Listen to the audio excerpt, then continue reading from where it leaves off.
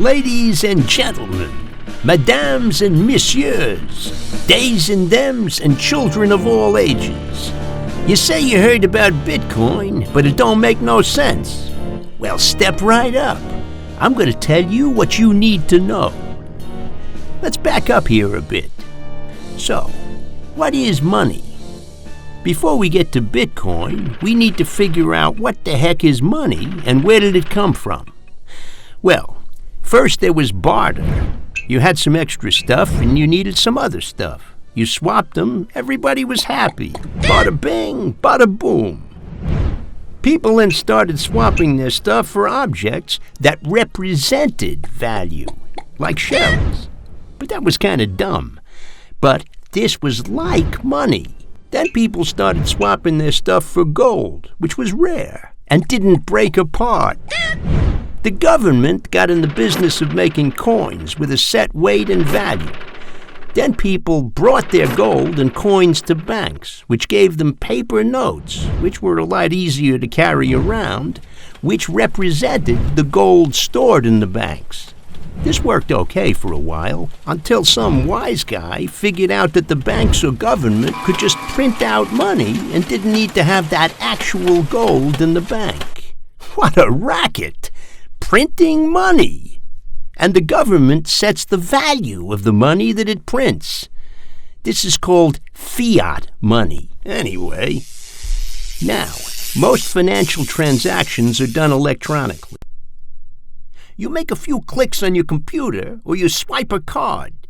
This sends a message to your bank or a credit card company.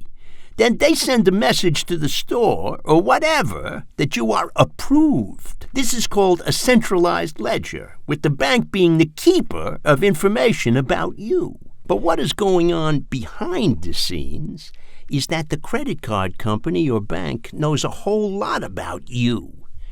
This goes way beyond name and address. This information can be stolen and sold.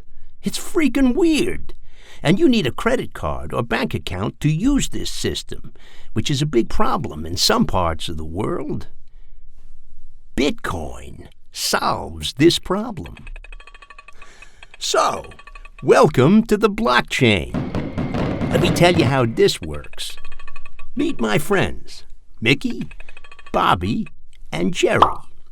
They have some Bitcoin and they want to buy stuff and transfer value to each other. Mickey pays Bobby back for dinner last night. Bobby buys some exercise equipment online. Jerry gets some guitar picks at a store. Donna gives some Bitcoin to a charity. But what is going on behind the scenes is totally different than the centralized money system. Each computer on the Bitcoin system keeps a record of every transaction. This is called a decentralized system, or a peer-to-peer system. Ain't nobody, no bank or government involved. And this just isn't with you and your friends in your neighborhood, but a record is kept of every transaction on the entire system worldwide. And it is completely anonymous. Your location, your identity is completely hid, and you need a secret password to use it. So let's say somebody wants to cheat or scam the system by sending the same Bitcoin to two people. Since the system keeps track of every transaction, it will know someone is trying to get cute and won't allow any funny business. You don't have to know or trust the person or place you are sending Bitcoin to, because the decentralized ledger keeps the record of all transactions and won't allow scammers or cheating to happen. Mining for Bitcoin. Unless you've been living under a rock or out in Scranton, you've probably heard of Bitcoin mining. This has nothing to do with mining. It is simple. The Bitcoin software generates a math problem, and the first computer that answers the problem wins some new Bitcoin, and its account gets credited. Sounds pretty simple. But what it takes is lots of friggin' huge computers, using up a boatload of electricity, trying to figure out the math problem first. This competition happens every 10 minutes. There is a finite amount of Bitcoin that can ever be generated. Ever. This is one of the ways that Bitcoin gets its value, because there is a limited supply. What gives Bitcoin its value? Bitcoin is just another form of money. You can use it to send value instantly, almost for free, anywhere in the world. But the value of each Bitcoin is determined by what its users think it's worth compared to other forms of money.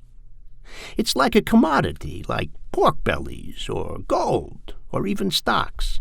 Its value is what people are willing to pay for it. The big difference is that no actual objects are being exchanged. Remember barter and the chicken? It's kind of the same thing. What is a chicken worth to you? 1 stack of wood or 2? It is decided by the needs of the people doing the bartering. How much is Bitcoin worth to you? It is also decided by the people using or investing in it. How much are you willing to pay? How many rubles? How many dollars? How many pounds? Bitcoin's price is how much people are willing to pay for it.